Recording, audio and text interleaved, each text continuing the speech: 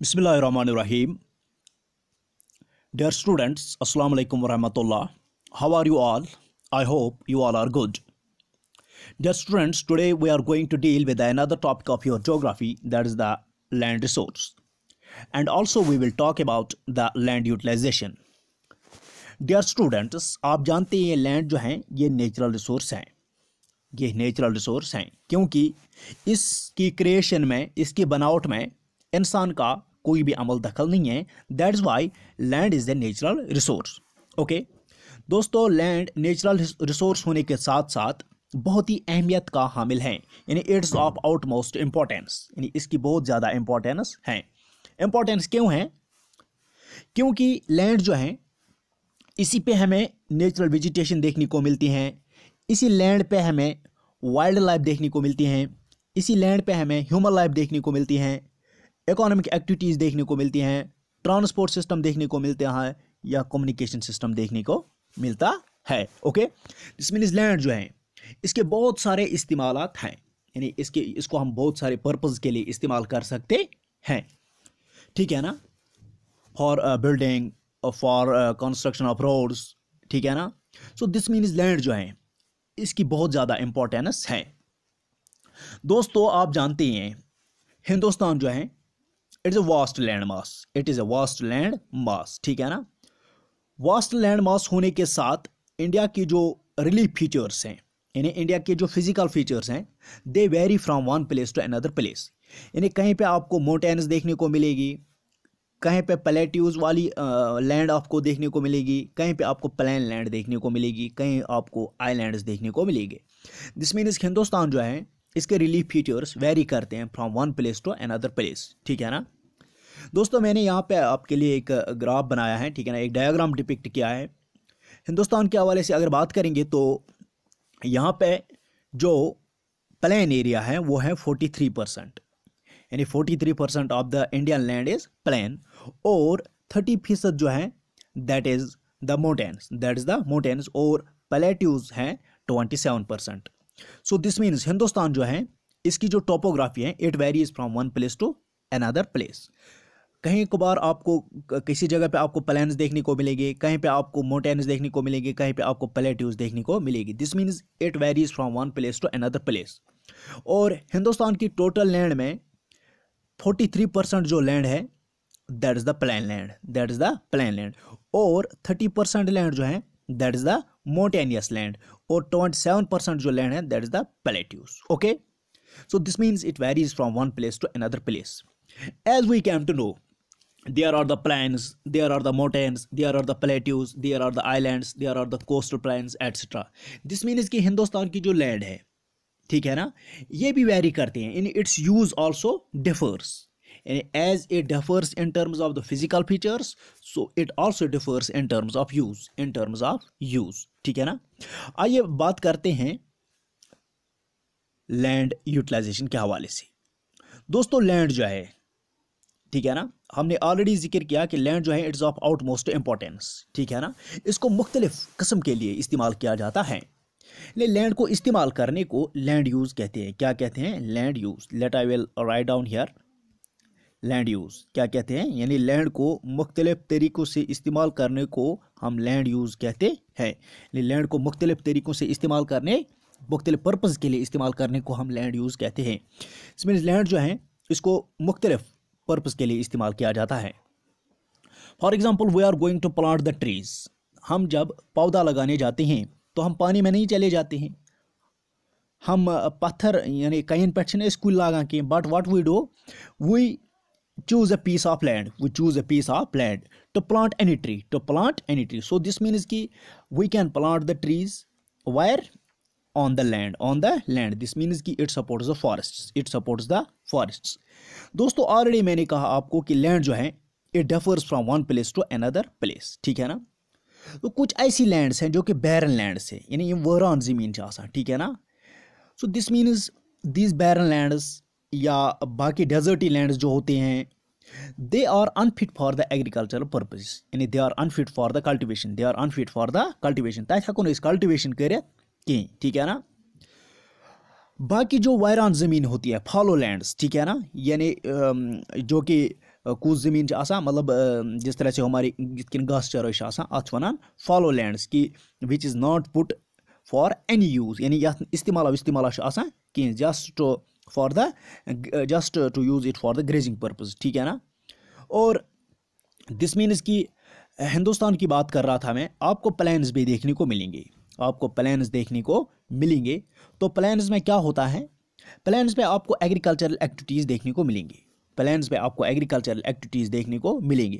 जब आप mountainous areas में चले जाओगे, जब आप माउंटेनियस एरियाज़ में चले जाओगे, आपको मैं यहाँ पे दिखाऊंगा, जब आप यहाँ पे माउंटेनियस एरियाज़ में चले जाओगे तो यहाँ पे आपको एग्रीकल्चरल एक्टिविटीज़ नहीं देखने को मिलेंगी, लेकिन प्लान्स में आपको एग्रीकल्चरल एक्टिविटीज़ देखने को मिलेंगी।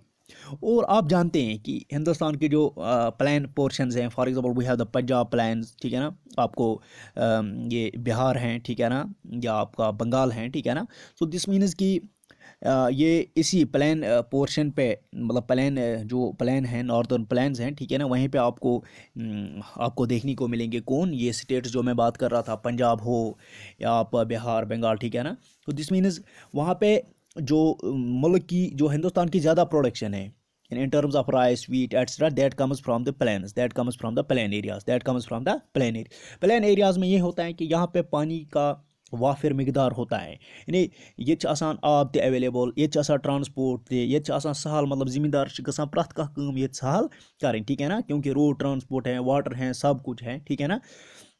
सो दिस मीन्स ये जो प्लान पोर्शंस है, यानी नॉर्दर्न प्लान जो हैं, इनको that is why they are called as the granaries of India, इनको ग्रैंडरीज ऑफ इंडिया भी कहा जाता है, क्योंकि majority of the near about 60 to 70% of the production of the food grains that comes from the northern India, that comes from this northern plains, that's why it's called as the granary of India, ठीक है ना। So this means as compared to the mountains, अगर हम mountains की बात करेंगे, ठीक है ना, तो आपको देखने को मिलेगा mountains जो हैं they are unfit for the agricultural purposes,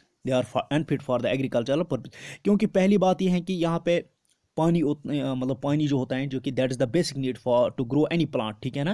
यानी फॉर एग्जांपल अगर ऐसे दाएँ ऐसे वावन या मक्का या ऐसे बाकी चीज़, दिस मीन्स कि यहाँ पे इस माउंटेन्स एरिया जो हैं they don't provide the favourable conditions to cultivate any crop, ठीक है ना। और जो माउंटेन्स होते हैं, यहाँ पे जो क्लाइमेटिक कंडीशंस होती हैं वो भी अनइवन होती है, यानी कभी कभार आपको ज़्यादा बारिश देखने को मिलेगी, कभी कभार आपको बहुत ज़्यादा गर्मी देखने को मिलेगी, क्योंकि या फॉर एग्जांपल जो माउंटेन्स होते हैं mostly they are covered by the snow throughout the year, that's why the mountains areas are considered as unfit for the agricultural purpose, ठीक है ना।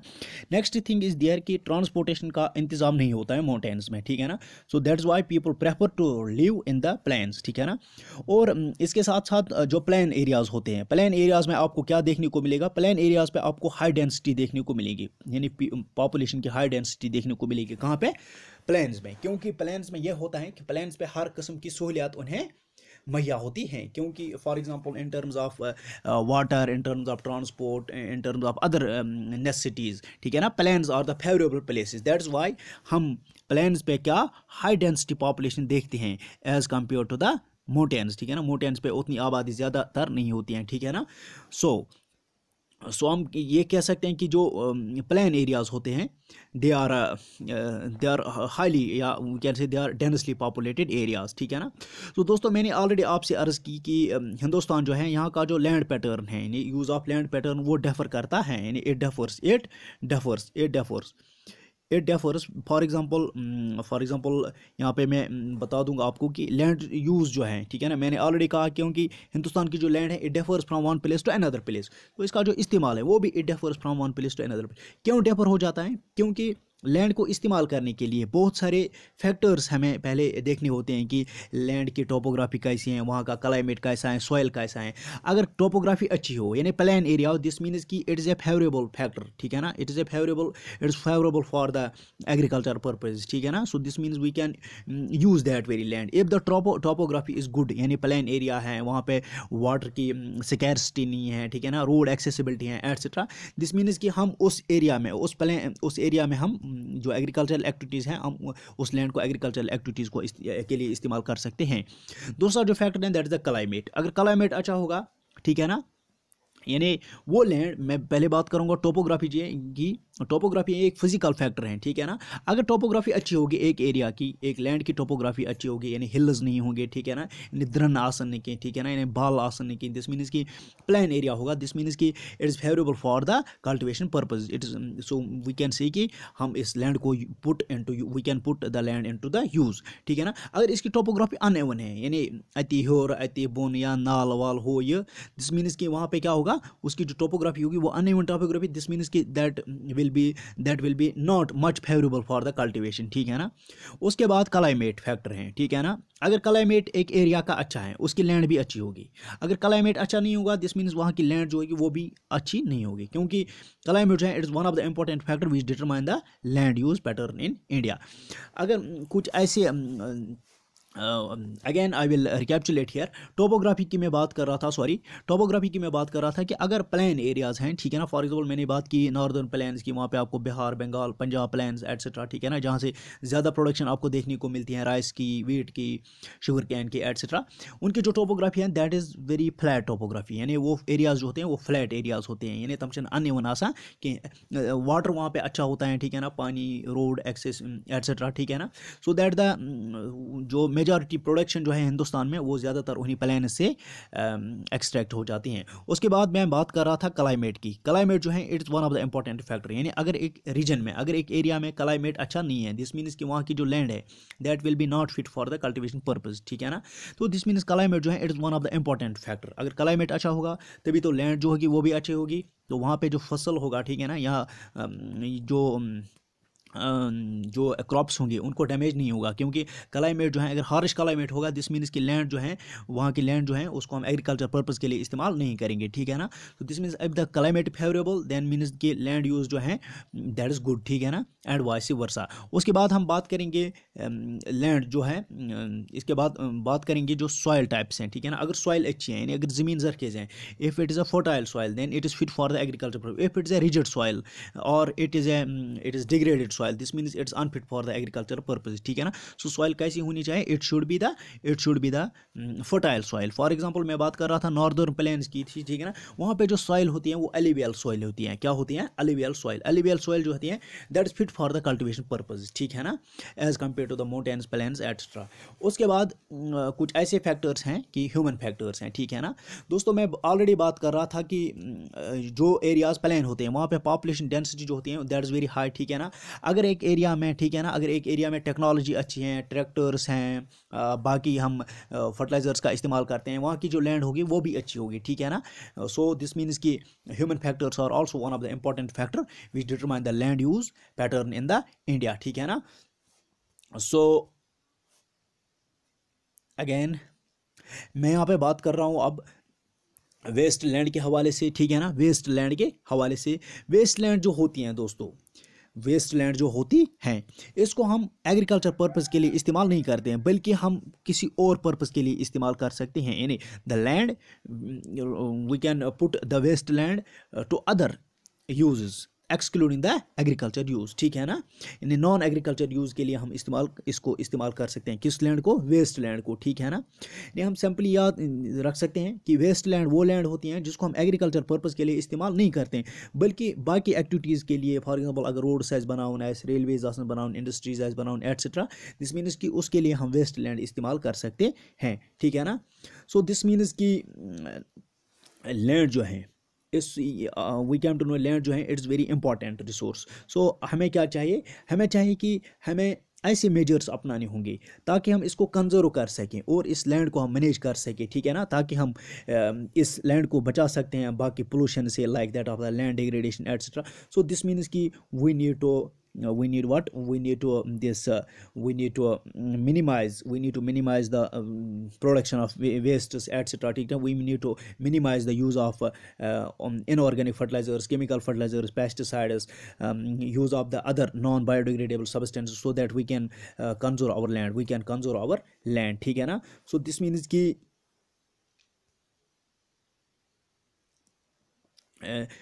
अगर हम इस लैंड को पोllute करेंगे, this means it will result in the in this in a serious problem that we call as the land degradation, ठीक है ना, लैंड डिग्रेडेशन, ठीक है ना। सो दिस मीन्स कि हमें क्या करना चाहिए, हमें इस लैंड को बचाना चाहिए, ठीक है ना। Again I am going to recap it dear students.